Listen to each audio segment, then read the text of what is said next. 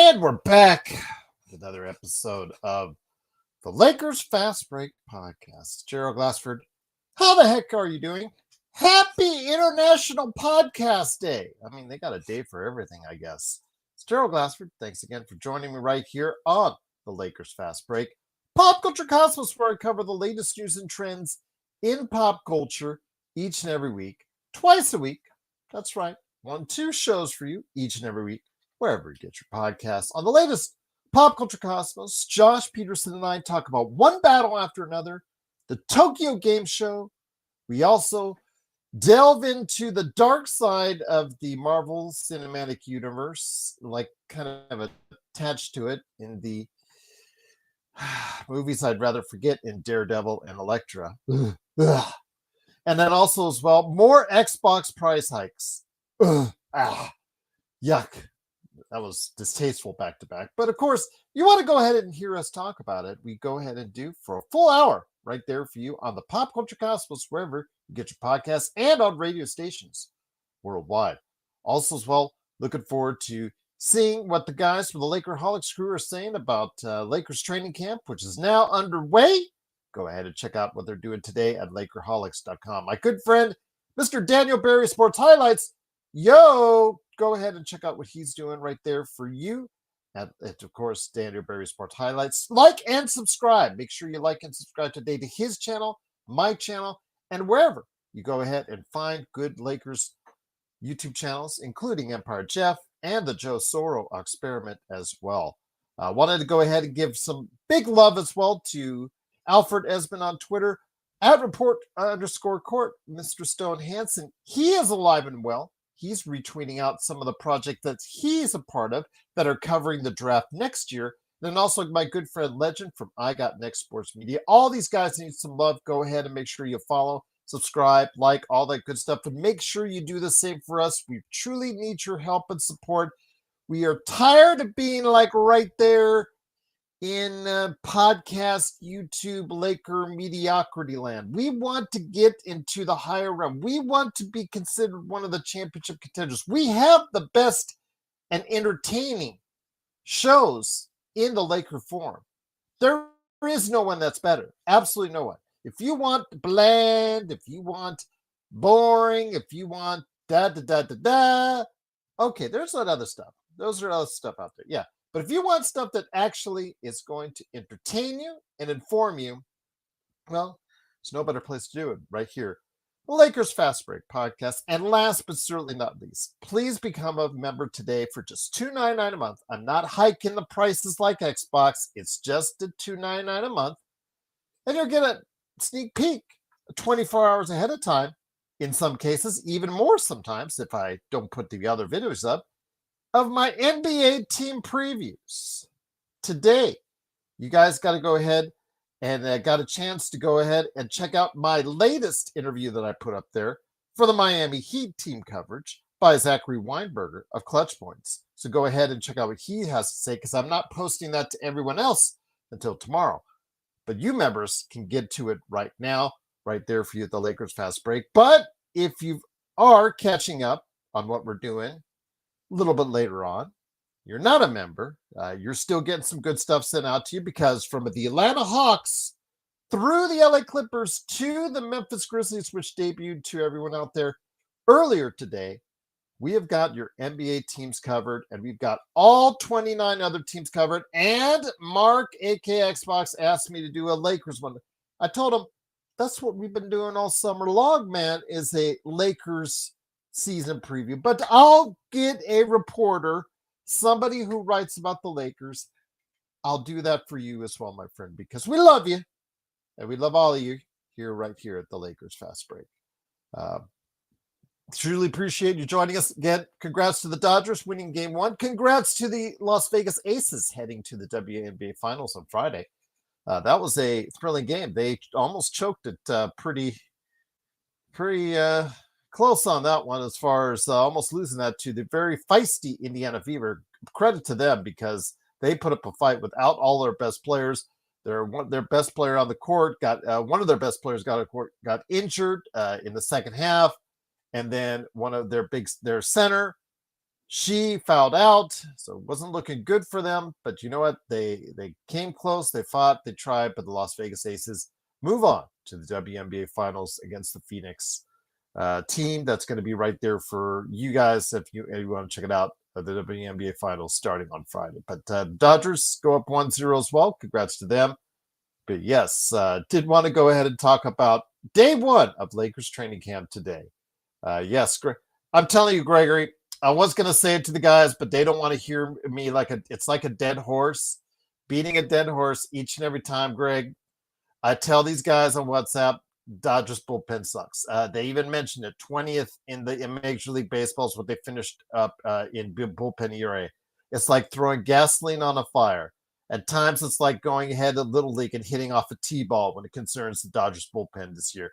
I have no idea how Dave Roberts is going to navigate his way to a World Series title. I'm hoping he can. Seriously hoping he can. Hopefully those starters will just punish the other team, and the Dodgers can hit home runs and get like today. Henry said it best. The Dodgers need like a 10-run lead to feel safe.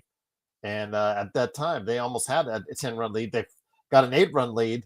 And you know what? That's what they needed with this bullpen. It's just going to provide you guys out there with some nervous moments. But I'm wishing the best for all Dodgers fans out there and hoping that they can pull it off indeed. I would love to see them win a back-to-back title and just to see Joe happy. Just to see Joe, Empire Jeff, the hard work that they put in covering the Dodgers. I would love to see their hard work paid off with a world championship again for Dodger Blue, indeed. No, Gregory, they can't throw.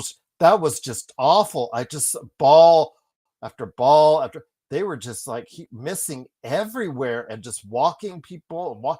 It was ugly. And again, this bullpen, you're going to live in the Dodgers are going to live or die off their bullpen in this postseason.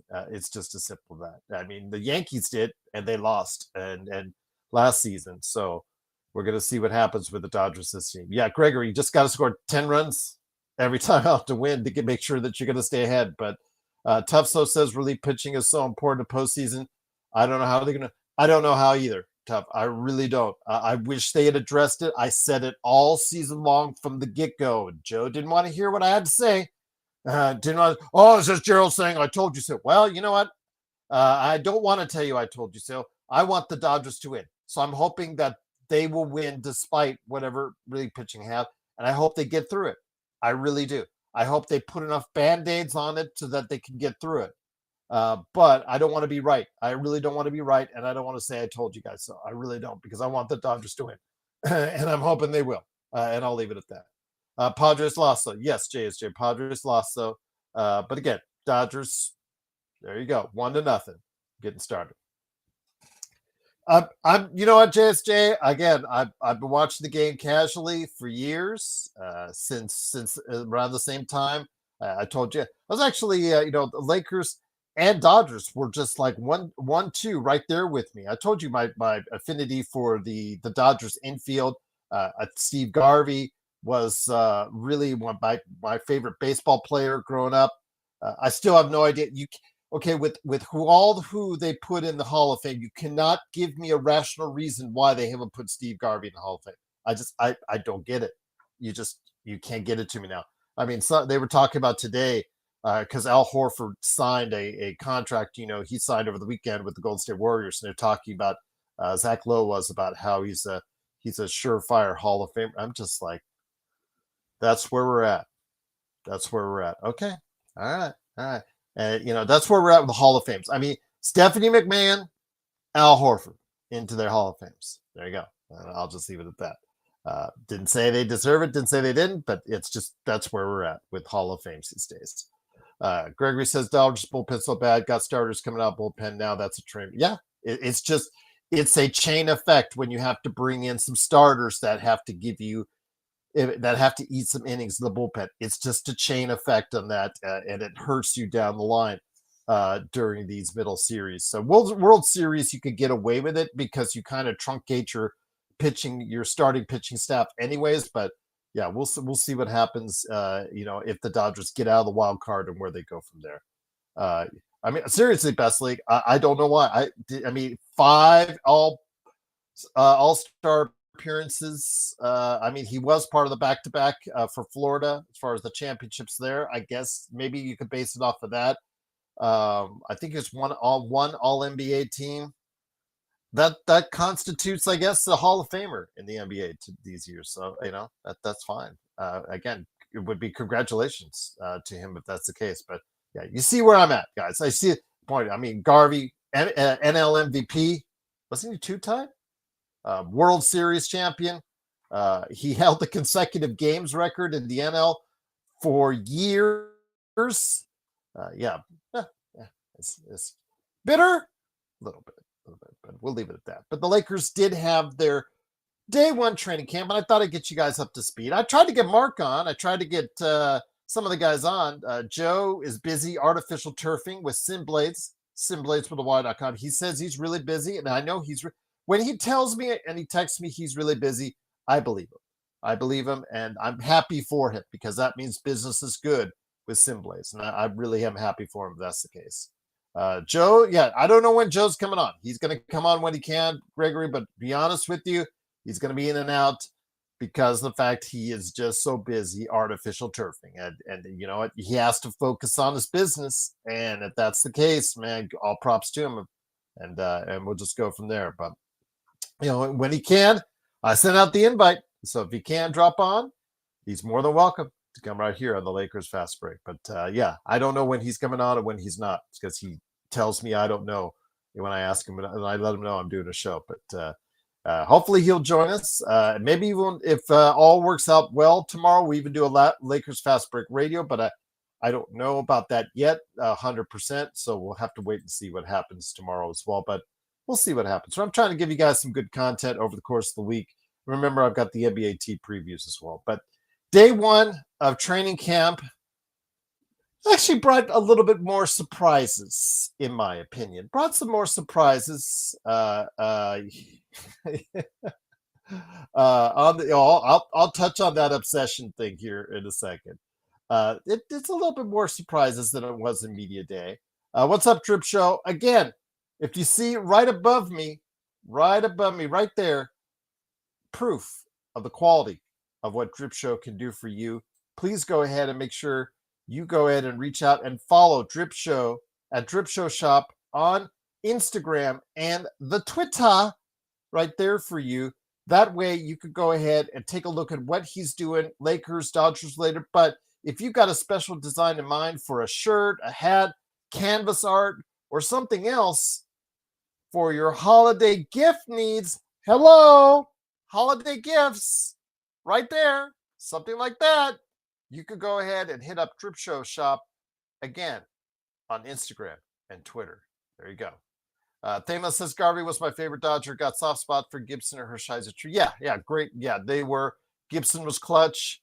She is gone. Vin Scully's great all-time call. Absolutely. Hershiser, Orel, he just, he knew how to pitch. But yeah, Garvey, why is he not in the Hall of Fame? I don't know. But getting back to day one of training camp, kind of had more surprises than Media Day. So they rolled out training camp. The guys worked out. Luka was good. Luka was fine, according to JJ. I did see him. There's pictures of him out there on the internet during the course of training camp. So that I was at relief to see that everything looked good with Luka. So I'm really happy about that. So seeing him out there just really was kind of a relief that he could come on there. In fact, there you go, right there from the official Lakers Facebook page, right there, taking a look at it right now. He was there commanding as far as doing what he needed to do. That's a good start for the team, good start for the organization in this Luka era as we go ahead and get the first full year with Luka in training camp. Everything looking good there. Yes, there was a Rob Pelinka thing that I kind of want to talk about. I know Gregory wanted to talk about as well, and I actually made it as the JPEG. But I did want to go ahead and mention that Jared Vanderbilt was a full participant in training camp, and you can see actually he's looks like right there with his action photo that he is looking a little bit more athletic, a little bit more spry. He said that in media day. The foot surgeries are behind him, a full year behind him. So maybe that will mean good things for him this upcoming season. But there were some non-participants of note that I wanted to go ahead and get you guys caught up on. We knew about Adil Thiero. He had some left knee swelling. As I mentioned yesterday, I would probably say another week before he gets cleared. So he was not available for full participation in the opening practice. Marcus Smart had some left Achilles tendonitis, but I do want to give you guys a little bit of hope out there when it comes to Marcus Smart. He did some running and a little bit of activity, as you see right there. So there was at least some activity by him, but he was held out of full training camp duties due to left Achilles tendonitis. Again, maybe that's the start of something. Maybe that's just something left over. We'll have to wait and see. Gabe Vincent had some left knee management to start off training camp, but Reddick, aka Coach JJ Reddick, said that Vincent should be available for the preseason opener against the Suns on Friday. So we're looking forward to that. And last, but certainly not least, was LeBron James, who they announced on Twitter through several sources that LeBron's camp notified the Lakers camp that they're going to take a slow approach, ramp up to the season, which is fine by me in his 20-something season and his age 41 season going on. I don't mind at all. They can slow ramp him all they want leading up to the beginning of the season. But today, the official excuse why he was not in the training camp, and boy, this was a butt, pardon the pun, of a lot of jokes in our WhatsApp chat. But LeBron James had what JJ Redick called a little bit of a nerve irritation in the glute. And again, I'll leave that to your imagination and adolescent jokes if you want to go ahead and put that in there. But yes, a little nerve irritation in the glute was the excuse for LeBron not being a participant in today's camp.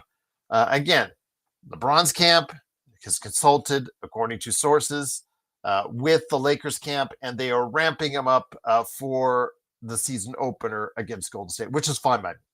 Which is absolutely fine by me. I don't need to go to Las Vegas here when they come by Las Vegas and see him play 20, 25 minutes. I don't need to see that. I need to see him ready to get in gear, get in shape, and be okay for the start of the season. When you've got a guy that's pushing 41 years old, no matter how good he is, Father Time is breathing down his neck. It's just fine by me how cautiously or carefully they want to approach him to the season, so that I'm not really concerned about it at all. Best league, I would with him. You have to go with this, and as far as you have to err on the side of caution when you have an older player like that. With Marcus Smart, again, 54 games in 2 years. You have to be cautious. Gabe Vincent, he's now a grizzled vet who's had injuries. Remember, he was out almost the entire year 2 seasons ago. You have to be cautious with these guys. And Adil Thiero, if he's still got left knee swelling, you got to keep him out as well. You can't push these guys in training camp because we've already seen in training camps and even previous training camps, as far as the workouts leading up to training camp, we've seen some injuries that are resulting in extended 1, 2, even 3-month outages as far as people being out of the lineup for that period of time. And that's what I want to try and avoid for this. Thaman says we have too much offense if we use the same starters replacing Hayes with Ayton. I prefer the Smart balance by starting either Smart or Vando. I know it's not likely, Gerald. I wouldn't do it, Thameless. I wouldn't do it. I say on this show, and I'll say it again, and we're seeing it right now with the fact that Marcus Smart was held out with left Achilles tendonitis. I would not put Vando in there because he's such a liability on offense, and Marcus Smart has to prove to me he can stay out on the floor. It is too much of a risk. I understand that we have too much offense out there. The Lakers, if you replace Hayes with Ayton, and you've got the regular 4 starters you have last season. During the course of the season, the Lakers, if you use that starting lineup, will be one of the top 5 offensive starting lineups in the league. They could also be one of the bottom 5 defensive starting lineups in the league. I'm not saying that's a good thing. I'm just saying it's the reality. But I don't agree with you on Vando. I've gotten off of Vando Hill. I think the team is really has to see if Vando has anything left, because he's now, that contract is not looking good. That extension by Rob Pelinka is not looking good right now. So I'm hopeful that you saw him earlier today in camp doing that action pose, going up for a layup, looking a little bit better. He says he's feeling better for the first time in a long time. So I'm hopeful that Vando can turn around, because what we saw last year was abysmal, and it was smart. You just can't take the risk, Thameless, of putting him in there and him getting hurt in the 3rd or 4th season if you're so dependent on him in the starting lineup. You've got to see if he's going to be able to stay on the court first before you make that move. I would give it 10, 15 games before you try to think about making that move if the defense is just that bad, because the offense for the starting lineup should be that good. There should be enough offense to make up for it during the regular season. As far as that's concerned, I would not risk putting Smart and Vando in the starting lineup until either or both prove to me that they can stay on the court, and B, they can still defend at a decent level. I'm not asking a high level, Thameless. I'm asking for a decent level. I think the days of Smart reaching that DPOY, and that's the thing you guys got to get out of your mind. This is not the DPOY Marcus Smart. That was years ago. If he's still an adequate or good defender, that's what we can hope for. That's what we should hope for with Marcus Smart. But he has to prove it out on the court that he can stay healthy. It would just ruin the rhythm if you put him in the starting lineup and he gets hurt in his first or second game.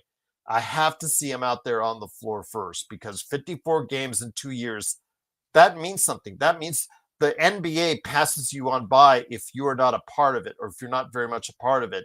And we've got to see if he's lost a step, or if he's actually just been injured, and that he's on the road to recovery, and that he can still play at a good level going forward. And that's maybe something the exhibition games, by the time he gets in there, can help us see, or early in the season. And then we could discuss 10, 15 games in. If the starting lineup is that atrocious on defense and Smart is giving you 20 to 25 minutes a game off the bench, then make the move.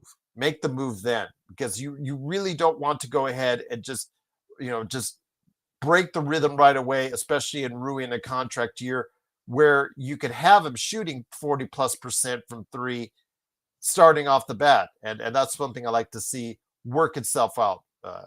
JSJ says hopefully Smart will be like a Christian Wood type sign. I don't think it will be, JSJ. I don't think it will be, although it will be more expensive than Christian Wood. Remember, Christian Wood signed for the veterans minimum, so it wasn't like it's a big thing as far as cap space is concerned. Smart, if he doesn't pan out and has to pick up the second year option on his contract, that's a little bit more of a hit, but it's still not a whole heck of a lot. Search and Destroy says Smart, if healthy, will be huge, but yes, we have to wait and see. I would have to wait and see, because again, it's already starting right there, guys. Left Achilles tendonitis. That's not a good way to start your training camp, especially if you only played 54 games in 2 years. Search, great to have you here. Bloodhound, what's up, my friend? Great to have you here. It's so funny because my co-host, I mentioned your comment, Bloodhound, about Triple H to my co-host, John Orlando, for the State of Pro Wrestling, and we just laughed, but he agreed. He agreed that how the times have changed, how Triple H was this time last year was much beloved and getting all the flowers, to this time. You're right, Bloodhound. You're not the only one who's saying he's ruining WWE. Best League, what's up? Stefano Piscano podcast. Wow. What's up? How you doing, Stefano Piscano podcast? Great to have you here. Pelinka had an A+ off season to me, swapping DFS for Lavravia, Smart, and Aiden, re-signing Luka, and pulling off the most lopsided move in NBA history at the deadline, shocking some fans. Hate Rob. I don't hate Rob. I just think he's had a very up and down career as far as his evaluation of talent. But landing Luka, whether you want to say he made the trade, he had to execute the trade. So you have to give him props for that. Whether or not he landed in his lap or not, it's there. It's there. It's there, black. But with that though, I think he had a good off season. I wouldn't call it an A+ off season, because of A+ off season, he would have gone all in. He would have gone all in and done things to shore up the bench, to really get this going as far as the a team that can compete for world championships. So I'd have to disagree with you, Stefan. In regards to that, I think it's a solid B minus right there, because it is a, with those acquisitions are very low cost, potentially high reward acquisitions. If Marcus Smart returns to his former glory, if DeAndre Ayton understands fully, like he says, which we'll lead to in a minute with the Obsession T-shirts, if DeAndre Ayton realizes that his potential as a starting center in the NBA is on the line and his chance for big dollars is on the line, so he needs to play like it. Jake LaRavia, I give you props on that one, because of the fact that Jake LaRavia had a really good year last year after having his fourth year option on his rookie deal declined by Memphis. Really took it to heart that he, if he didn't play better, he wasn't going to be in the NBA. He did. So I see a kid still in his early 20s that can be able to grow even further, and on a fairly cheap contract, I think it was a really good move. Again, I don't give it an A+, because again, I don't think that they did everything that they needed to do to shore up all the weaknesses with rebounding and the bench and defensive perimeter that they could have. But it was a good offseason. I will give you that. It's a good offseason, but again, as the fact that they want to go ahead and keep the all in for 26 and 27 for cap space instead of going all in right now. I'd have to prevent that from doing an A+ on that. I don't think you could say that it's an A+ because of the fact that they did not go all in. But they've got three low cost, potentially high reward, very high ceiling type players potentially if they go ahead and do that. But Stefan, great to have you here. Truly appreciate you joining us, and hopefully your continued success with your podcast. Happy International Podcast Day to you, and continued success with your shows moving forward. And if you ever want to talk Lakers, you're always welcome to come by and talk with us on the crew here at the Lakers Fast Break by just hitting us up, LakersFastBreak@yahoo.com. Truly cannot thank you guys enough, but I take a B. Some of the Lakers channels I subscribe to think Rob is the worst GM in sports, and thanks for the support also, brother. I will say this. I'm not a huge fan of Rob. I'm not going to be dishonest with you, Stefan. I'm not going to be dishonest with you. We have mocked Rob on this show. At one time, even Joe had a Halloween mask.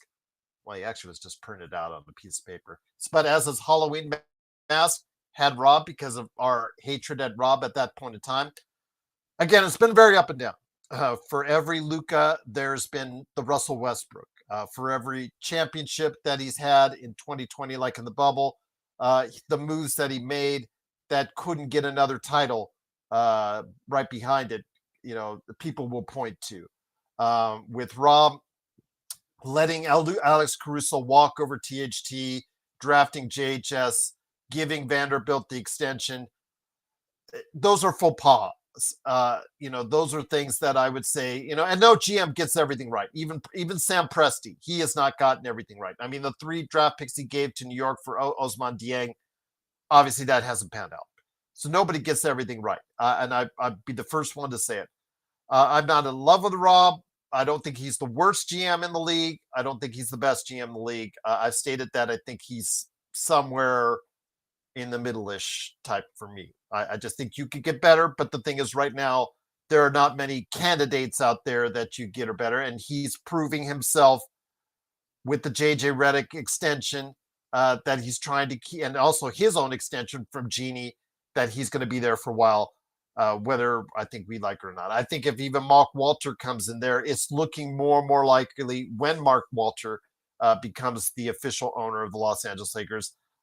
Normally, tradition is I'm going to get my own guys in there, but with the extensions for Rob, the extensions for JJ, I think that's something that Jeannie didn't do just offhandedly. I'm sure she consulted Mark Walter on it, and it's looking more and more like. And Gregory Brown, please cover your ears when I say this.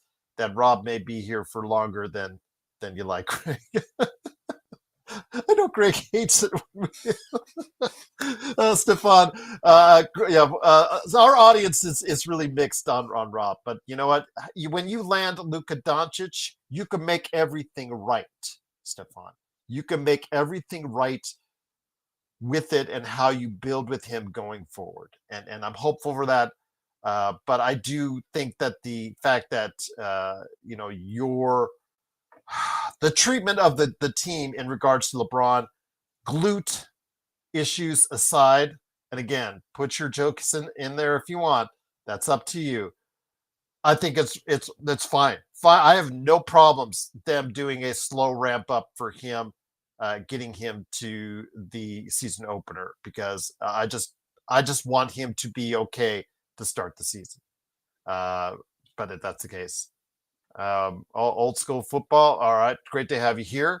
Yes, even though you're very insulting, we still like to have you here anyways. And you're incorrect. I've been doing this for several years. No basketball up and down, blindfolded, much more than you in your whole body. But that's okay.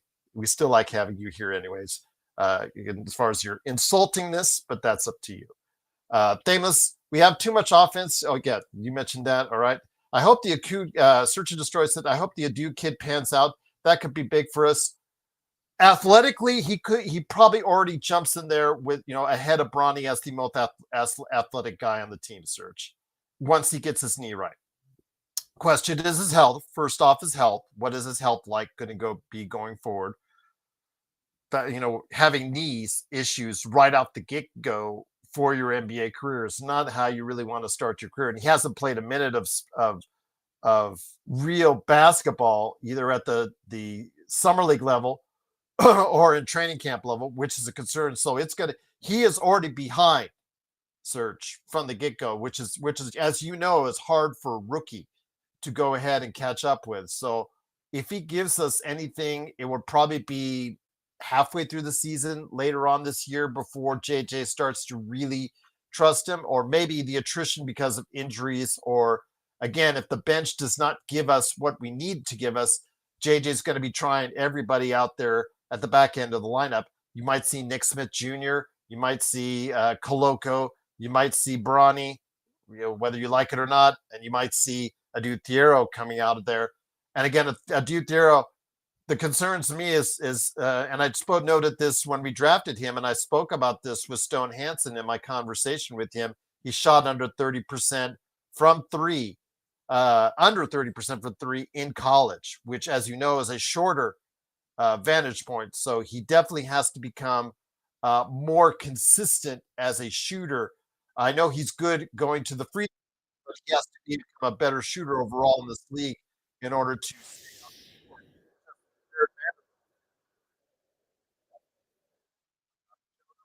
Here's a stat for you, Gerald. Jared Vanderbilt shot 37 on layups last season. Yeah, I'm off. Vando. I am off Vando Hill. We don't even need to know that. In Joe's case, Joe Soro always would pointing out the fact he couldn't even catch the ball before he took it up and missed the layup. It's that bad right now when it comes to what we're seeing with Jared Vanderbilt. I'm hoping that the foot injuries were part of that issue last season and he'll be able to recover. But man, he has a long way to go. I know that he'll get shots because he's a veteran and he's been on the team a while and he has the 3-year contract still left out there. He'll get shots and he'll get opportunities from JJ Redick. So we will see what happens again. Kurt, what's going on, my friend? Great to have you here, my brother. Trojan fight. We fought hard. Fight on, Trojans. You know what? Just that defense at the last minute. They got us. Illinois got us at the last kick, but we came back hard. So hopefully we can take it on to Michigan coming up this weekend. Dalton Connect has a chance to redeem himself after poor summer league showing. If not, might be in trade-off. Dalton Connect, that's the problem, Trojan. If he doesn't become a consistent player in this league, how good is he as far as a trade asset? He's just like $4 million around there, because he's on the second year of his rookie contract, which again has to be decided upon if they want to continue it by Halloween. If he is still not an effective player out there shooting the ball, he is still one of the worst defenders in the NBA, Trojan, and that is a great concern. He has to find some toughness. He has to find some grit. He has to get his head right, and he has to be able to shoot like he once did and score like he once did when he was popping off for those games in the 20s and 30s that was getting LeBron and everyone in LA excited to go ahead and follow him. I'm hoping so because I think it's all up here. I really think it's all up here with him. I think he has talent to be in the league. I think he has talent to stay in the league. But again, it's all up to him because that trade, the Knicks trade, messed him up. And yeah, absolutely. Just we'll wait and see on Dalton Connect. Again, I'm really rooting for the kid. I liked seeing him that first day I saw him here at Summer League the season prior last summer. I'm really hopeful for the kid.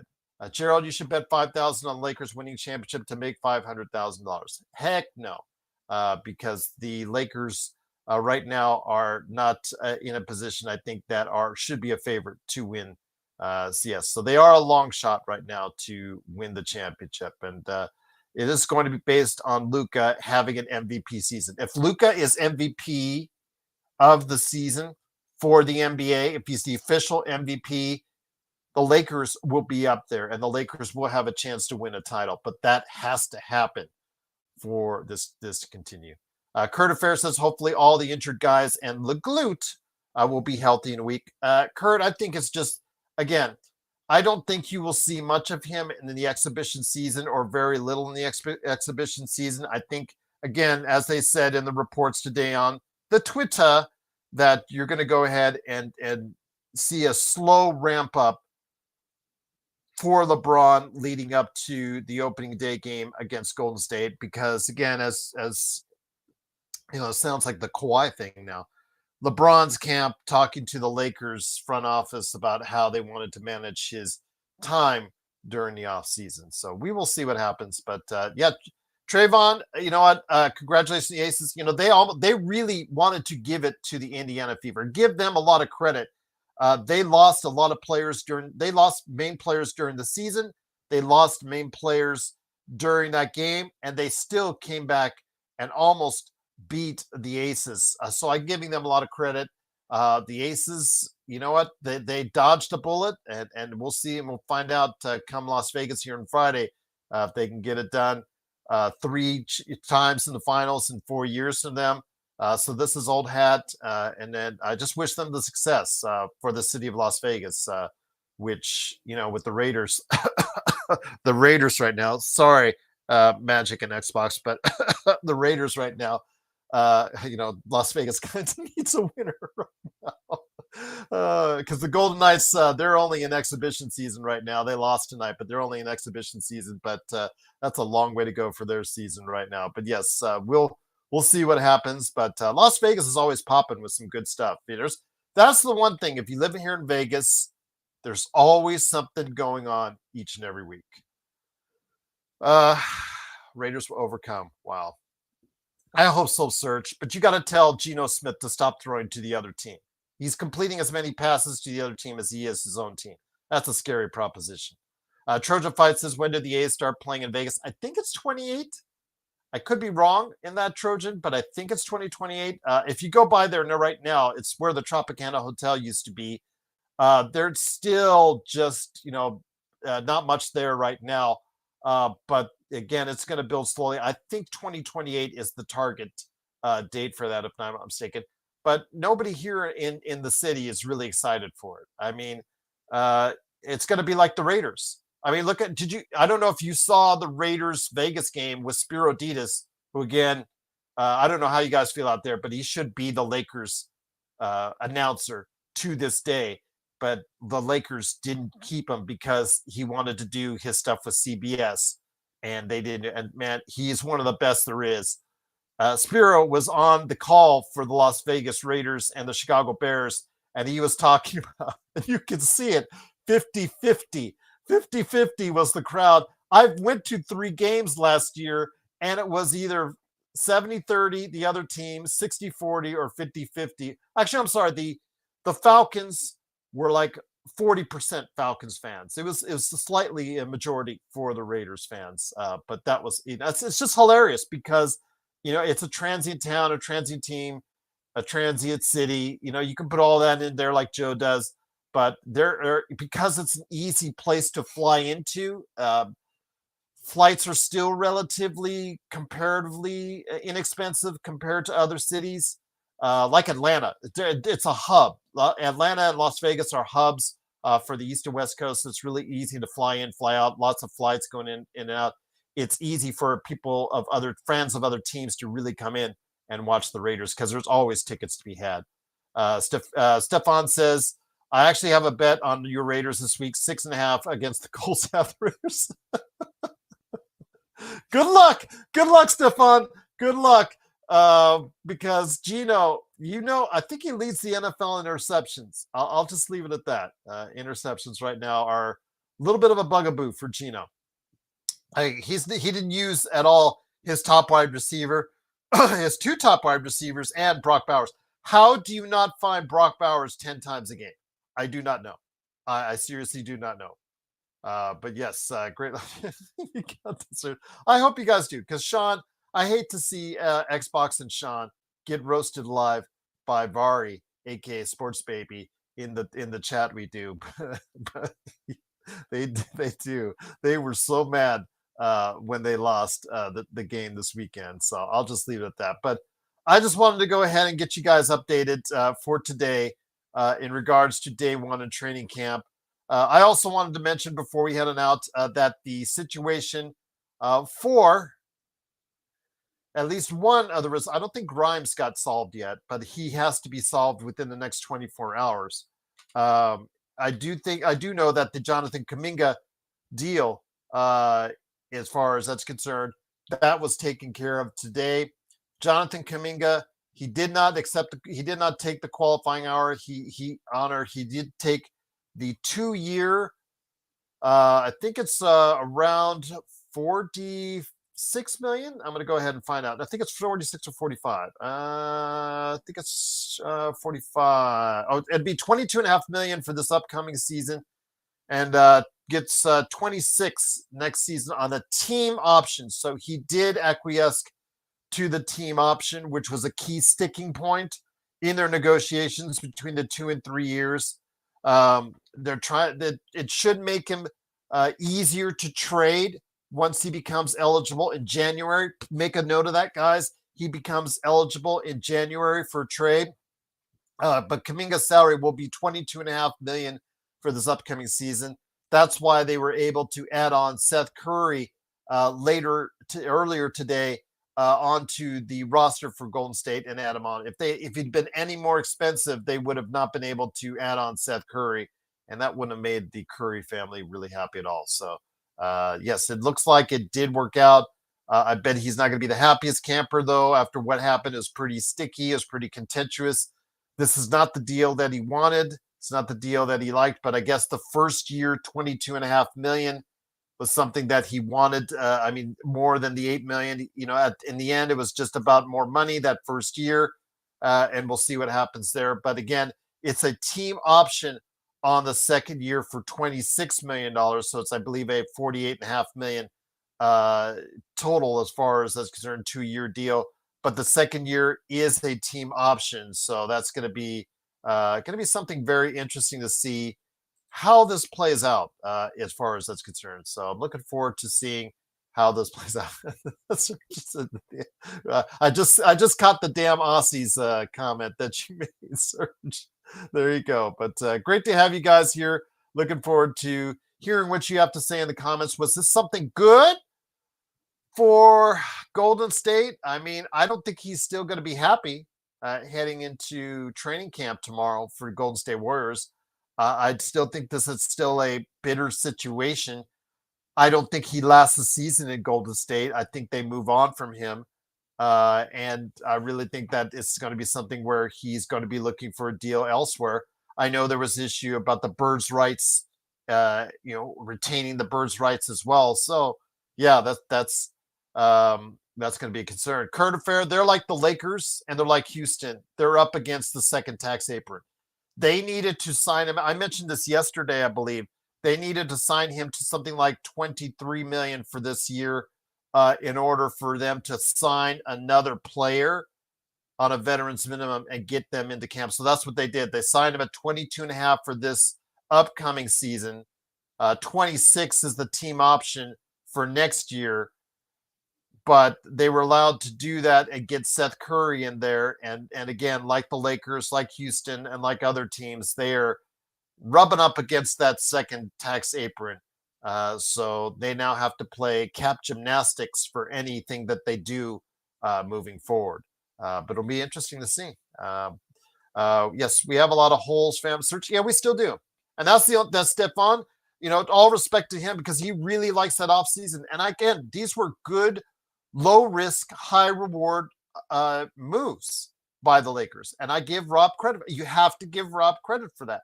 But Rob made it clear, and actually it was Rich Paul who made it clear that the Lakers are on two different timelines, like right now and also moving forward with saving the cap space for 26 and 27. So I think there were some things that were during the summer that they could have done, could have traded for more depth. I think they could have gone hard after Herb Jones, who would have been the really type of player that I think the Lakers could have flourished with.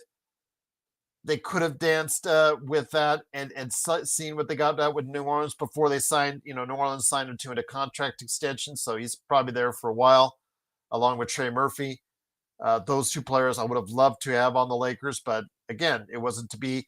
I wanted him to go all in, and he didn't do it. Maybe try harder for Walker Kessler or something like whatever you want to say. I still think it was a very good offseason for the Lakers. And I'm not going to disparage Rob, or trash Rob for doing that because he sees that he could have got these guys on the cheap, for lack of a better word. They're highly incentivized. All three of them, even Laravia. Laravia has a 2-year contract, but he is playing for his future. He needs to make an impression with the Lakers. He needs to play well with the Lakers so that he can either get extended by the Lakers or become a key piece somewhere else, or get a big contract somewhere else in the summer of 27. So again, 7 players right now for the Lakers are playing for their NBA futures, which I think is very key to the Lakers' success during the course of the season. And if you're picking them high based on that, I think that's very sound for you guys to do so. I am still considering where I'm putting the Lakers, but I am strongly considering the fact that during the regular season, they will be heavily monetarily incentivized, a lot of the guys there, to do very well. Austin Reeves, Rui Hashimura, Marcus Smart, DeAndre Ayton, Maxi Kleber, Gabe Vincent. All these guys are financially, Jackson Hayes, all these guys are financially incentivized to play to the best of their abilities and to show people that they have value in the NBA going forward. And if they don't, then it's not going to be a good season for the Lakers. And guess what? They're not going to get the chunk of change as well. And that's going to be an issue for them. Because right now, with Vincent, he is playing for his NBA life, in my opinion. He's playing for, next year, let's say he has another substandard season. He'll be someone that's trying to fight on a roster spot next season. Maxi Kleber is fighting to stay in the NBA, and it's a 33-year-old starting to get over the hill, coming off of 3 disastrous seasons with Dallas Mavericks. He needs to go ahead and show people he could still be a guy that could be a stretch 4/5 that could, in spots, really help you out in rotation and stay in the league and get another 1 or 2 years or 3 years before he has to go back to playing in Europe. So there you go. Legend, what's going on, my friend? Looking forward to hopping on your show. Of course, I got Next Sports Media, so I'm looking forward to that as well. Current affair, yes, I told Thameless, and I told guys, Gregory and all those guys, I would touch on the Obsession t-shirts. Yes, so earlier today, Rob Pelinka. This Stefan, and don't take this wrong. I know that I'm not trying to hate on Rob, but I think this was a little. This is interesting. Again, some people have reacted positively to this, some people have not. But you see on the thumbnail that I put, he passed out those T-shirts today, and that's the obsession. Is the 18th championship for the Lakers, and that should be exactly what it is. I don't know if you need to spell it on a T-shirt, but okay, whatever gets your motor going. The question is, Stefan, again, when it goes back to it, should the obsession have started in the offseason by going all in? Or is the obsession getting the 18th not going to take place until after what happens in the summer 26 or 27 when the Lakers have much more cap space? That's the thing. I don't want this to be a gap year. I don't want this to be a year where you waste a year of Lucas Prime and you really could have shored up a lot of things. If the Lakers had those opportunities during the course of summer, I don't know. I wasn't in the front office. I don't know if he made the call or he got the calls that could have done that. But I would have liked to have seen something that says, you know what, we have that obsession for the 18th world title, because it takes more than a T-shirt to go ahead and do just that. But that's why I put that up there as far as the thumbnail. That's what it's all about, the obsession T-shirts. They do look cool. I will give them that. And, I'm sure they'll be on sale soon at the local Lakers store, or maybe NBA.com or to Lakers.com or what have you. But yeah, absolutely. Trojan fight. Didn't Maxi Kleber hit a game winner against LA at some point last year? It might have been. No, it was 2023, Trojan. It was years ago. Because remember, last year with Dallas, he was hurt for most of the season with a foot injury.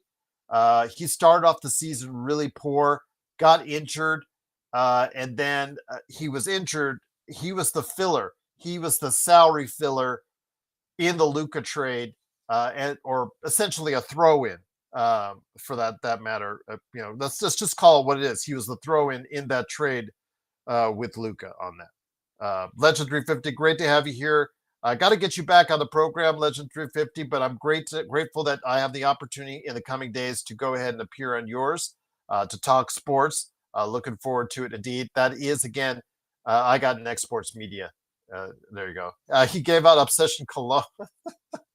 I don't know if he gave out Obsession Cologne. I'm sure he didn't, because that is actually a real thing, but he gave out those Obsession T-shirts. But you're right, he should have added the cologne to it. Put a nice little box set right there with, folded up the T-shirt real nice, and then put it inside a box of Obsession Cologne. And then, there you go. I don't need any of the dramatic cologne commercials like they do with, like Johnny Depp and all that stuff, as far as the watches or the perfumes or the colognes, all that, like they do. I could do without that, but he gave out T-shirts. And again, if that's truly the obsession, put in your Animotion song there. If that's truly your obsession, Rob, I hope you follow through with it. And if the Lakers do play at the level that Stefan thinks, that Xbox thinks that they can, if they are top 3 in the West coming into trade season, and you have a chance to fix those deficiencies and compete at a very high level in the Western Conference and finish in a spot where you can challenge for a championship, I hope he does have the obsession to go ahead and make that a reality, as far as making the moves that can put us over the top. Kurt says Xbox. Yeah, the Anchorman reference. There you go. There you go, indeed. Jake, yeah, Kleber has been awful the past few seasons, Jay. It's the classic situation. He signs the big fat contract, and then he gets injured, and then he gets injured, and then his play deteriorates and deteriorates. I mean, guys could just go look back on Basketball Reference and see it, but Frank can tell you personally, whenever he stops by, he's one of our resident Dallas fans. Yeah, he could just tell you right away that we've seen the decline of Maxi Kleber. I'm hoping that what he said was true. He says he's in great shape. He says he's healthy. He's ready to go. And I'm hopeful that he'll be able to help the Lakers because their rotation needs all the help it can get as far as beyond man number 7. Because I'm pretty convinced Jake LaRavia will give us something decent off the bench. And I'm pretty convinced that if he's healthy, Marcus Smart or whoever's there, whether it's Austin or Rui or Marcus, will come off the bench and give us something as well. After that, it's a guessing game. And again, it's a guessing game. You guys can't convince me about Vando. You can't convince me about Dalton. You can't convince me about Gabe Vincent. You can't convince me about Jackson Hayes. You can't convince me about Bronny James. You can't convince me about Adutiero. You can't convince me about Nick Smith Jr. And you can't convince me about Christian Koloko. You got and Maxi Kleber. You guys can't convince me on those guys because all those guys, to one extent or another, have had issues during their times with the Lakers that have made it inconsistent for me to think that they're just going to pop up and be a consistent part of the rotation right away. Now, they all will probably have the opportunity to be a productive member of the rotation. It's up to them to take advantage of it and do that. They won't all get the advantage right away. They won't all get the opportunity right away. But in an 82-game season, as you guys know, in an 82-game season, you guys know that they will each get the opportunity to be looked at. And even a Joe will wince when I say this. Even Bronny will probably get a look. Maxi Kleber will get a look. Nick Smith Jr., if he shoots well in the G League or what have you, will probably get a look as well because he's on a two-way and he'll have some time on the Lakers bench as well. So I'm looking forward to see what happens. Best League says Baby Bronny will deliver. I don't know, Best League. It was an up and down summer for him, but it was infinitely better than last summer, but it was still very up and down. Very up and down. He still shoots at a below average rate. You're hoping that his defensive ability will overcome that. But then again, we have other players that do the same thing. Marcus Smart does the same thing as Bronny. A average to below average shooter who can defend at a decent level. And you don't know.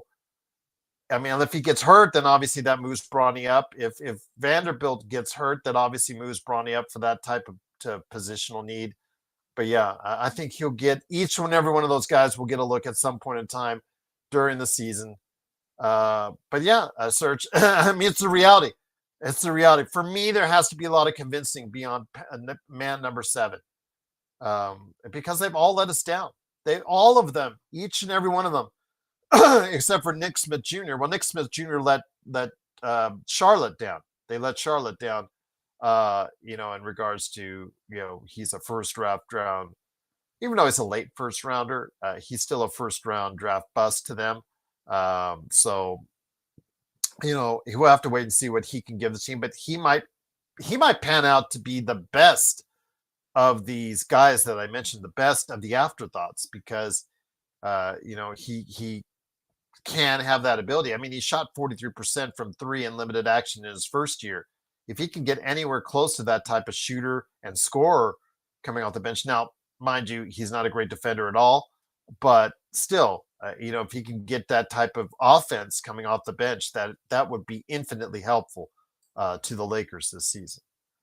Best League says, I'm so high on our preseason games because of Bronny. I don't know why, Best. I mean, I don't. He had very much an up and down summer.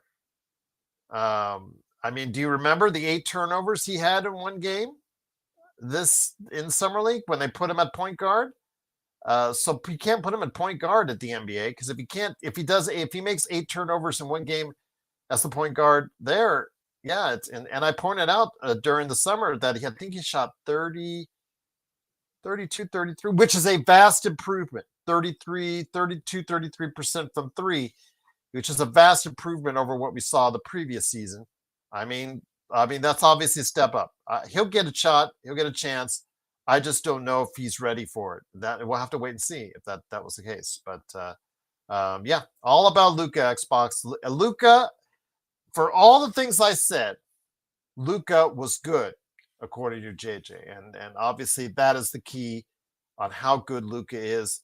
I've heard even more shows, NBA shows that cover the league that spend a lot of time watching EuroLeague ball. They were really motivated by Luka's play, about how much the weight loss and the him being in shape really affected his play in a positive manner. Instead of sticking with double teams and double teams staying able to stick with him, he was able to slip by them a lot easier. Now, again, we haven't seen it on the NBA level, but this gives people hope as far as his ability to get to the line. You saw how heavily he relied on that in EuroLeague. I'm assuming that's going to be the same thing here. He's going to get into the line a lot. Can he really convert it like he did in EuroLeague at an 85% clip or thereabouts? That was really what I really took away from his ability to get the line, his speed, his dexterity, his a little bit more athletic. I saw really improvements on that level, and the fact again that he was converting his free throws was really a bonus to me, because it really helps if he's hitting 83 to 85% of his free throws. That makes it that's just more points. That's just more free throws. That's more made opportunities, and that really helps out, over the course of a season and in game by game as well. Search and Destroy said we have to make a trade. We might have to make a trade. He's in his prime. Well, that's what I was trying to say to Stefan, because I just think you cannot waste any years of Luka's prime. And I'm not going to say they wasted it this summer. They had, again, some very low risk, potentially high reward moves. I just don't want to see them waste a year where Luka's one of the top 3 players in the league and just get to like a 4th place finish or a 5th place finish and a first or a second round. I think that would be a disappointment because of how great Luka would be playing. If Luka plays at the level where he's a top 3 player in the league and you don't take full advantage of that, that's an issue, because he can carry a team, but he can only carry a team so far. You have to have the right players around him to help him so he can take you over the top. And I don't know if they have that right now. Again, very low risk, high reward opportunities. But when it comes to what Rob wants to do, we'll have to wait and see if he can just evaluate this team as for what it is and see what they need going forward this season. And I'm hopeful that'll make the moves. I mean, I hear from and read it from Laker Tom almost every day on Lakerholics.com about how badly he wants the Lakers to go all in right now. JSJ says Luka the LA Knight of the NBA. Well, again, he's should be the focus of the team right now. JSJ, it's Luka's team. LeBron, for all the things that he's done in the league, and you have to compliment him on all the great things that he's done over the course of his 20 plus years in the league.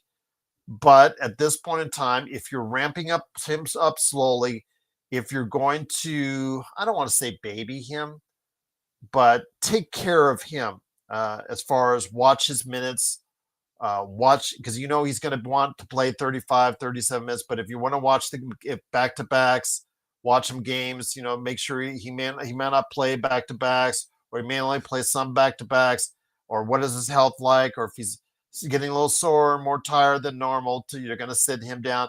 They're going to treat him more carefully than they have in previous seasons. And I think that's just smart.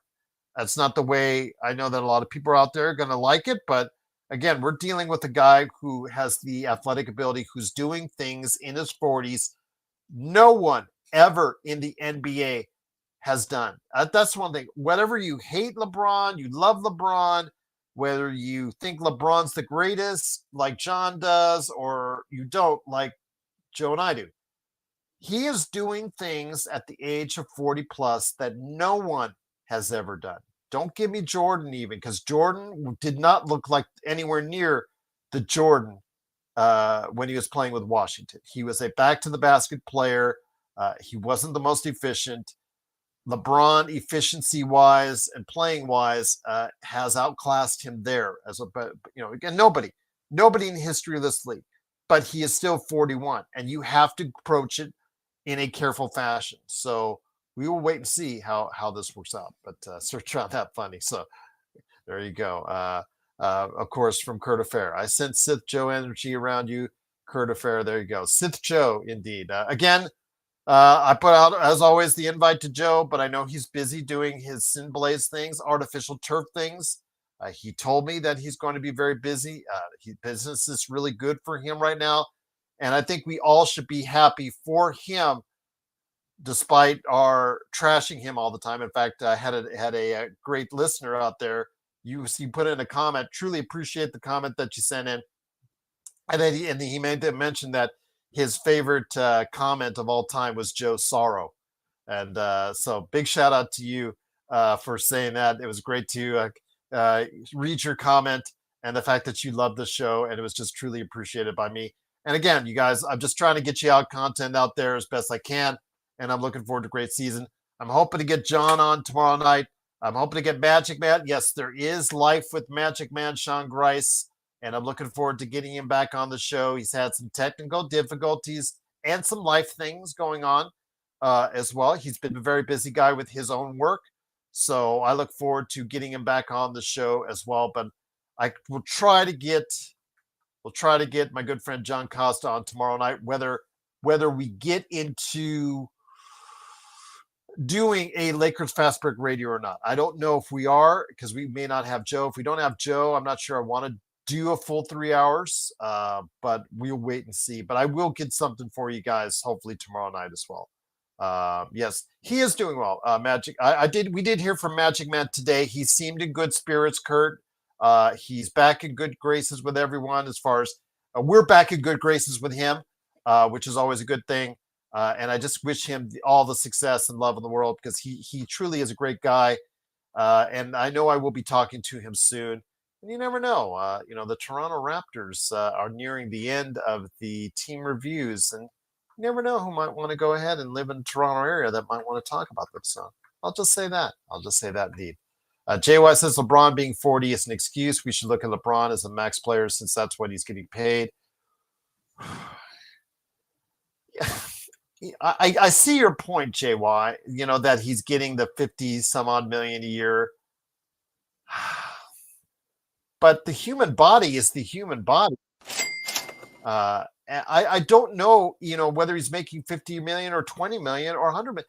I don't know how you differently. If you tell LeBron, screw you, you're making 50 plus million. I want you to go out there right now. I don't give a damn about your butt or glute, for lack of a better term.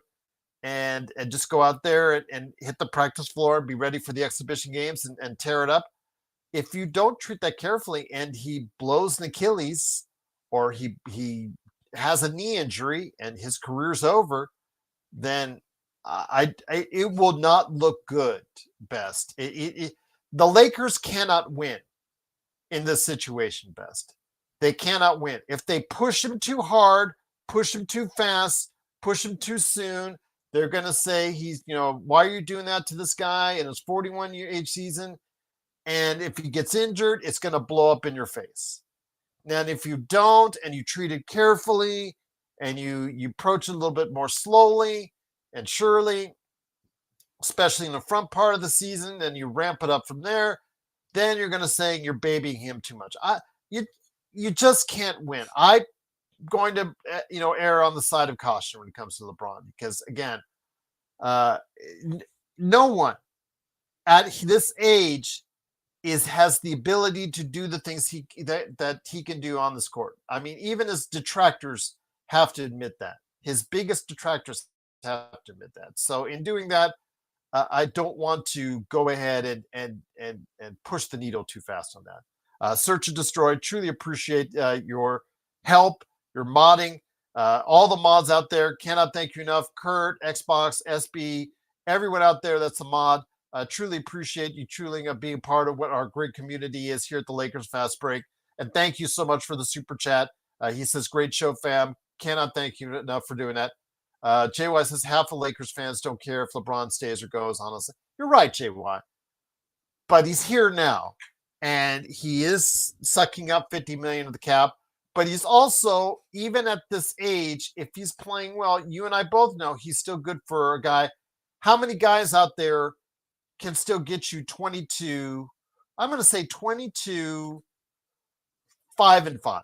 Let's go 22, 5-5, 22, 6-6. You know, if he gets you that at 41 years of age, how many 41-year-olds can do that and have done that in the league? Not too many. So, I'm not being a LeBron fanatic. I'm not being a LeBron hater. I'm just, you know me, I just call it like I see it. And again, he is here on the team for at least one with this season. And if we have to deal with it, we might as well approach it into an intelligent fashion. Plus, JY, the little bit of a headache with the LeBron camp thing again, because that's, you know, when they put out the tweets and all that, the one thing I just kind of annoyed me, because here we go, like just like Kawhi, it's always the Kawhi camp. This is now the LeBron camp. LeBron camp talking to the Lakers. Can we just get off that? It's just it just this stuff is just childish, and just say, you know what, he's 41 years old. Want to ramp him up to be ready for opening night, and just say it like that. You don't have to cut it any other way. You know, if he's got a little tingling in his buttock cheek, okay, it is what it is, and there you go. We can't replace LeBron until 2027. Well, I mean, the cap space comes off the books in 2026, so I don't know what you're talking about there. His $52.6 million comes off the books in 2026. There you go. Yeah.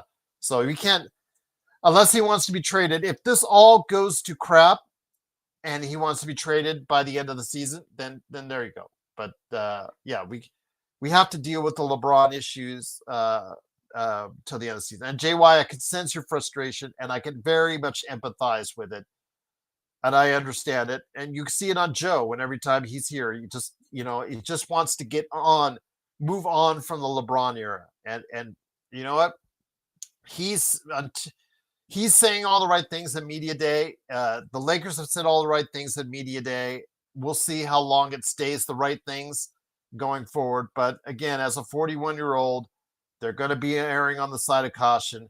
I would rather do that than push him too hard, too fast, too soon as a 41-year-old, or going to be 41-year-old, and costing the Lakers maybe the season, because Luka does need a support player who can give you moments of greatness. And that's what he can still give you, is moments of greatness. Can't do it like he used to. No one should expect him to. There are those days where he looks like old LeBron, and you guys saw it during the course of the season, but there are still moments where he can still look like LeBron, and he can still do things on the team that virtually no one outside of Luka can do at times. But you have to be able to treat him right, or treat his body right. And he knows his own body better than anyone, and be able to take care of that accordingly. You guys have been great to see. Again, you guys, outside of the football comment from earlier, so that was just really just not needed or not wanted. But other than that, you guys have been just truly sensational. Search and Destroy says we need Jesus if we are winning a chip. Well, Slim Jesus Search, I think I heard some disappointing news that he is not going back to finish high school in Arizona. And I believe he has to get his high school degree in the next couple of days, or by the 1st, I think, in order to be eligible for next summer's draft. He might have to petition the league if he wants to be eligible for next summer's draft. I'm talking about the Slim Jesus kid from Finland that played on Larry Markkanen's team this past summer. I think that kid might be good. I know he's a lot of highlights wrapped up into one, but I think he still might be good. We'll see. I can't wait to hear Stone Hansen's assessment of him when I get him back on the show. But yeah, Curtis Ferris says, I think KD already says he hopes to sign an extension in Houston. Yes, he did make that assessment that he does want to sign the contract. He said that right away, which again, the guys, if you would listen to some of the ESPN shows, on the Hoop Collective. They said that was the best thing about it because that he said it, he sat down and he immediately answered the first question right away, and that he done. He wants to sign an extension and he wants to stay in Houston, and he ended that conversation. Giannis, I don't know if you guys were watching Giannis, who had COVID and he had to do a Zoom call with reporters, but yeah, from Greece, by the way. That's very interesting stuff that he said. Kind of raises the eyebrow like The Rock a little bit. I'll just leave it at that. He could be thinking about greener pastures. That's all I'll say. That's all I'll say about that. JY says, watching the Dodgers after the first game, they can't win a World Series without bullpen. Again, JY, I've said it all year long. And Joe, disregarded me and passed me off and said I didn't know nothing and all that, blah, blah, blah. I said they had one of the worst bullpens in the major leagues, and they never fixed it, and it never got better. They finished 20th in bullpen ERA. And how many times during the season did they just add gasoline on the fire? It is going to be very difficult for Dave Roberts to win a World Series this year. I'm not going to say it's impossible. I'm really rooting for Dodgers fans out there. I'm behind you 110%. As someone who's rooting for the Dodgers myself, I am really rooting for the Dodgers. But it is really going to be hard because the bullpen is that shaky. And I'll just leave it at that. You still don't know. See, there. He finally shows up when I'm ready to head on out. So, yeah, he still don't know. But I think they can win. I think they can win. So shut up. Yeah, that's right, Joe. Shut up, Joe. Absolutely. Thank you for saying that, Joe. On behalf of the Lakers Fast Break. Shut up, Joe. Shut up, Joe, indeed. You should have gotten on the show, my friend. You're telling me you don't know where you're going to be here. You don't know if you're going to be there. You don't know where you're going to be. So I just had to get on the show and just make sure everybody was covered for day one of training camp. But we'll wait and see what happens. Bloodhouse said, yeah, Triple H did R-Truth dirty. The fans loved him. They did, and they did. They were chanting for him to come back. Triple H acquiesced and brought him back. They put him on a nice contract with WWE and have literally since day one he came back have done nothing with R-Truth. And he's around my age too, which his clock is ticking, and his usefulness in the ring is going to be limited. You only have so many bumps on the bump card. You should have done more with R-Truth. But if R-Truth, he's raking in more money. Good for him. Good for him. I'm sure he would like to be doing more. I'm sure if you asked him, he would tell you he'd want to do more. But you know what? Because of you out there, because of the fan response, you got him another contract, and good for him. And I'm hoping it's a big fat one, and I'm hoping he's getting paid, and because he deserves it over the course of the loyalty he's shown over the years with the WWE and the things that he's done over the years. More power to him. Sports Baby said, sorry, I was busy. No worries. No worries. Rough Art says, Gerald, the haircut, you were looking like the guy who portrayed Tony Stark. Okay. Rough Artist, but great to have you here. I just like to keep it short. It's better if it's short. It's just easier to handle. And I'll just leave it at that. But yes, Bloodhound. Yeah, I'm glad R-Truth is getting some money. But yes, Sports Baby. Yes, we wanted to wait until you got here, until Joe got in the chat before you guys could be here. But I think I'm going to head on out. My voice is starting to go. Kurt Affair says, Gerald is going to order some Drip Show Shut Up Joe merch. That's up to you guys if you want to do that. But if we ever did we have an LFB shop, but I don't think it has a Shut Up Joe or I'm in the results business t-shirts yet. That's something we got to work on, though. Putting Shut Up Joe and I'm in the results business. There you go. And then also Blankety Blank Brawny would probably be a good one as well. Who do you think, Gerald, is in the WM 42 main event next year? Ooh, that's a good question. I think CM Punk versus Seth Rollins closes out the show, and CM Punk will win. That's my personal opinion. That's what I would do, and I think I would give him a run, his final run as a world champion, because he's close. He's in his mid 40s, and he's already mentioned that he's closing the door pretty soon. That's what I would do. I would give him the title next year in Vegas over Seth Rollins in the main event. For the Cody Rhodes side, maybe Cody Rhodes versus Roman Reigns one more time. But I would make the main event Punk versus Rollins. That's just me. Again, this storyline. I'm okay, Punk fan. I'm not a huge Punk fan, but I'm an okay Punk fan. Seth Rollins has been always annoying to me, but a really good worker inside the ring. But the way the storyline is playing out, I hope it gets lengthened out. I hope it gets strung out to WrestleMania here in Vegas, and he gets the title, because I think that storyline has lasted for years. The real behind the scenes hatred has been matriculated on screen. They need to maybe get away from it for a couple months and get back to it in the lead up to WrestleMania. But I think it's still something that people want to see, and the fact that the real life wives got into it, I thought was great. Maybe they rushed it a little bit too soon for WrestlePalooza, but yeah, it's still good to see. Still good to see. You're a bum. Shut up, Joe. There you go. You're a bum. But anyways, I'm gonna go. Thanks again for everybody joining me. JSJ said Sammy versus Seth, since Sammy might be the Royal Rumble winner. They've just never been behind Sammy, JSJ. When he was at his height of popularity, and they had a chance, he was in Canada headlining a PLE against Roman Reigns.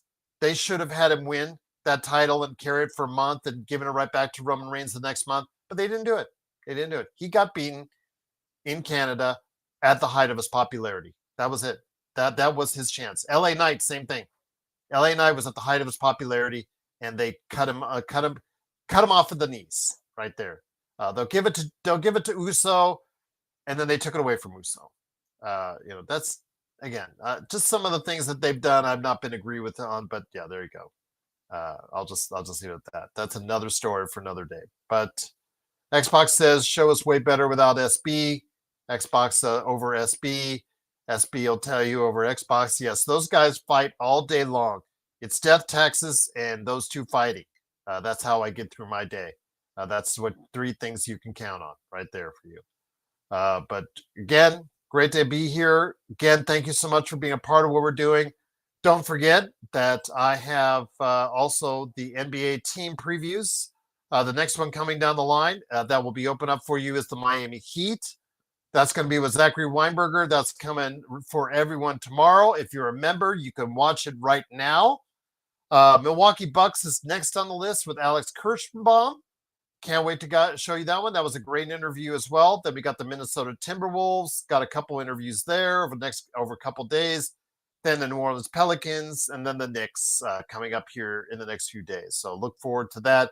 And again, if you're a member for just $2.99, you get them early, and you get all the cool emojis and all the stuff like that. So yes, you guys, truly great to be here. Truly great to have you in the chat. It was really one of our best chats that I've seen in a while, past couple days. So cannot thank you enough. You guys have been really awesome in the chat. Bloodhound says Triple H was his favorite. He likes to stick with.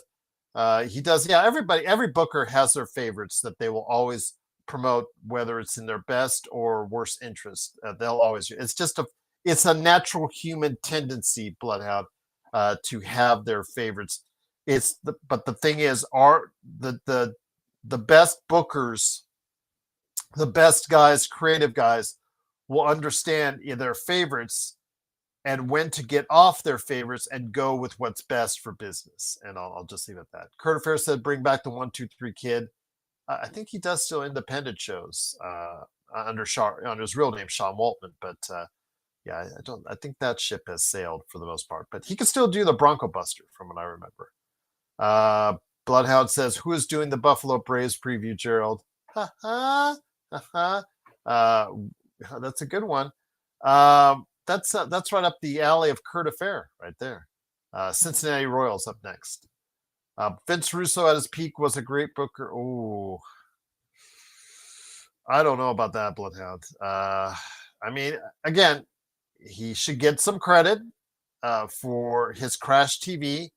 I never really liked the storylines of a lot of what he was putting out there, but again, he deserves some credit for being there at one of the peak times of the Attitude Era. But Yeah, that was a very short peak, Bloodhound, because we saw what happened when he went to WCW and was given the control of that, and that went to. Uh, he is one of the key reasons why WCW went out of business, and I'll just leave it at that. Yeah, it was a very short peak, Bloodhound, but I have to give him credit because he was there for a little bit of that. Although Jim Cornette would probably whack me upside the head with a tennis racket for saying that and saying anything nice about Vince Russo. And I'll leave it at that. Bestling said Jokic was singing his lollipop and cheering for Giannis when Giannis was dunking the ball in All-Star games as a starter. Oh, it was okay. Again, that must be a conversation you guys are having on the side. But again, Giannis said some interesting things. If you guys want to check out the Hoop Collective on what he said, that was just an interesting part of that conversation from ESPN. So they discussed what he said. The fact that he had the owner said he had a conversation during the summer with Giannis that Giannis has no recollection of. So we'll just leave it at that. Just interesting. And then he said he wants to win at the highest level, et cetera, paraphrasing there, but you get the message of what he's trying to say. He wants to be on a team that's going to win, and does not look like Milwaukee's anywhere near close to winning this year. JSJ said Cody versus Randy versus Punk main event. I wouldn't do it. I don't know about Randy Orton. Is he still at that level? I mean, we're going to find out. If he's still at that level. But I would. You could. That would be good for a PLE leading up to WrestleMania, but I wouldn't make that a WrestleMania main event. I really think you should make it Punk Rollins. I really think that's the best for business. This is. The Punk Rollins thing is one of the best and few things that is gone that people get excited about, that people get motivated about, that people actually like and care about. While the Vision thing is still working for now, before it gets, because they're now all on Monday and Fridays now. We'll see how the Vision thing continues to work out, or people get tired of it. The angle with Asuka and Rhea Ripley and Io Sky, that is really well done. I'm a huge Asuka mark. I really think that putting her in this limelight, she's fantastic for it. Despite the missed kick that she had the other night. That's what happened when you have people in street clothes trying to do stuff that they should be doing in their regular wrestling gear. But needless to say, she has been fantastic on the mic, and even not even being able to speak English well, she's able to translate things with her charisma that is truly been keeping this alive. But Bloodhound had some concerns about Triple H ruining WWE, and he's right. There are a lot of aspects that storylines that have fallen dead, and the John Cena, since he won the title and did the heel turn thing, that was it's been disappointing to see what's gone on there as far as the way they have treated John Cena on the way out. Is not really the way I would have done it, and I'll just leave it at that. But yeah. Jay said best after LeBron leaves, talking to Best League about LeBron leaving and whatnot. Maybe the team finally getting there. But what gets me though, Jay, is this. When you give people t-shirts today, like Rob did, and this goes out to Stefan if he's still watching and listening, and continued success with your podcast, by the way. I'm truly rooting for you. And if you ever want one of us on from the Lakers Fast Break, whether it's me, Joe, John Costa, Magic Man, Sean Grice, Xbox, any one of the guys, or if you want Legend 350, I can reach out to him as well. If you want any one of us, hit us up, LakersFastBreak@yahoo.com, and we'll be glad to pop on your podcast, talk Lakers anytime. But yeah, I'll just say this. When you go out as Rob Pelinka and give out those t-shirts with the obsession on it, as you see in the JPEG, in the thumbnail for today's video, it's just like, okay, you got to back it up. Back it up. So this season, if the Lakers looked like they could win 18, Rob, put that t-shirt on yourself. Do what we need to do. Make the moves that need to be made, and show that you have that obsession as well. Bloodhound, I agree. I think those t-shirts, I like it. Believe me, I like it. I would like an 18.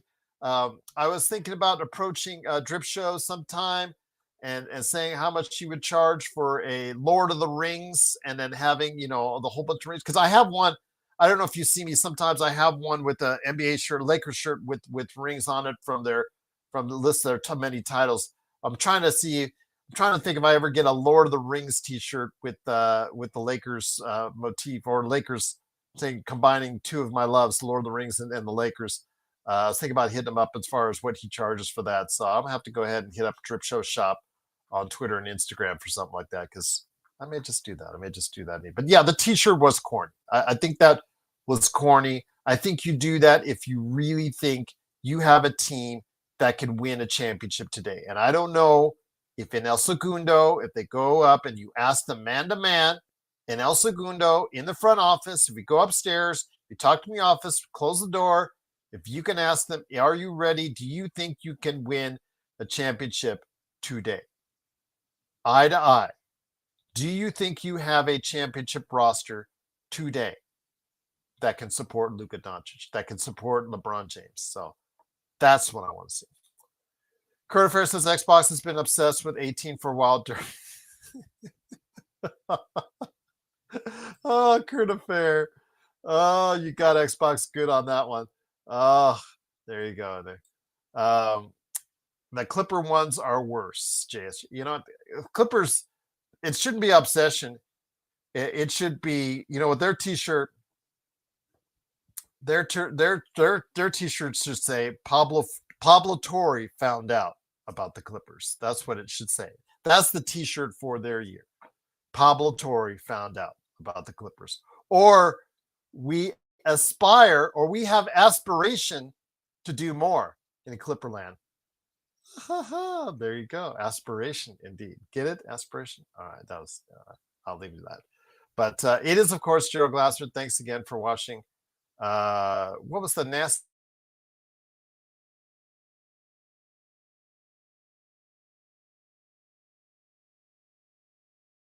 There was the WNBA comment earlier, SB, about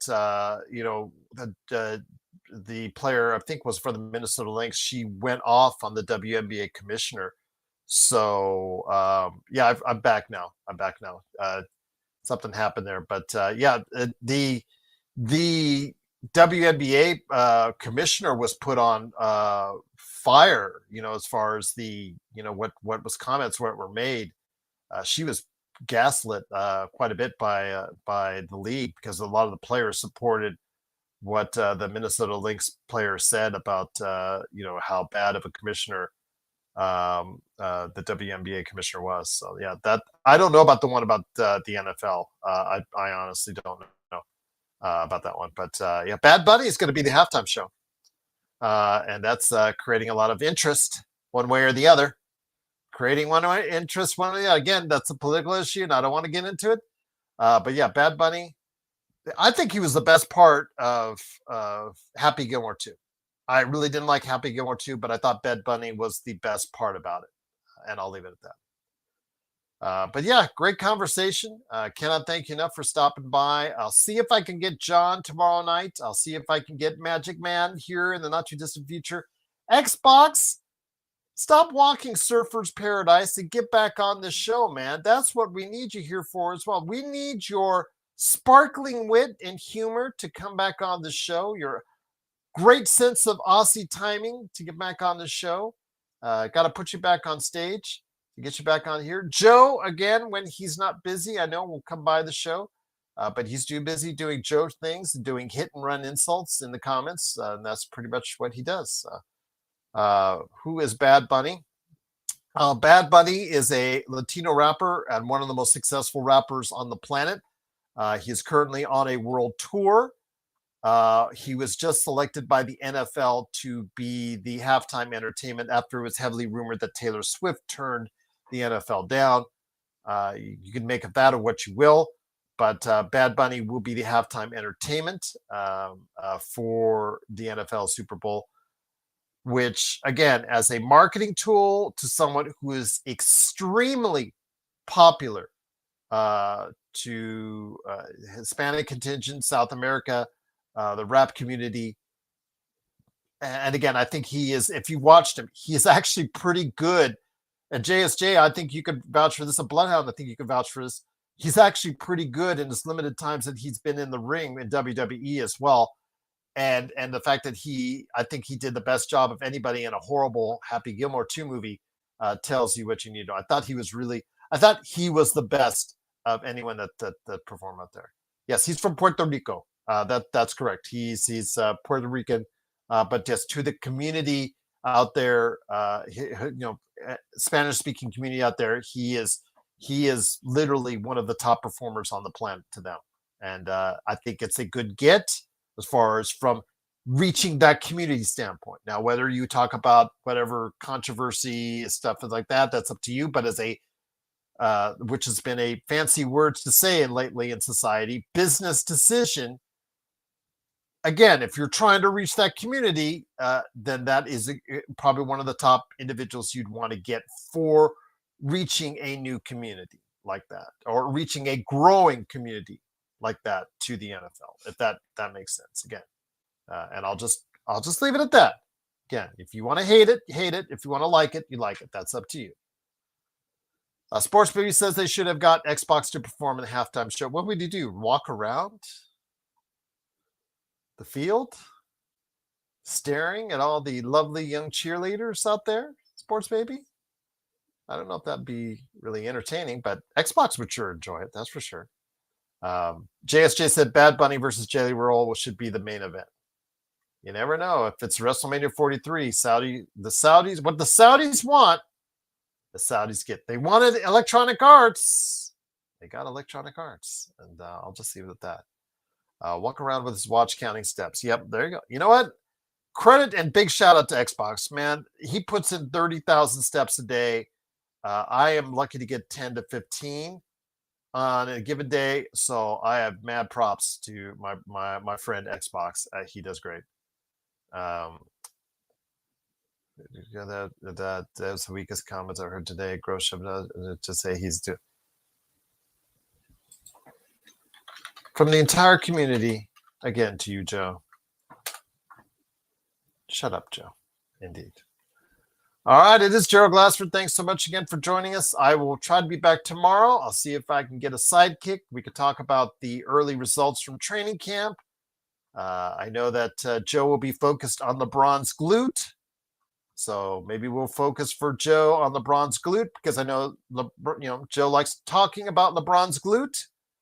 And we'll go ahead and talk hopefully a little bit more about what's going on with the Lakers and the NBA right here at the Lakers Fast Break. So for everyone out there, keep checking out my team previews. Keep checking out what you're doing. Like and subscribe. All that good stuff, because it does help the channel from all of us right here at the Lakers Fast Break Podcast. Thanks so much for watching, and be safe.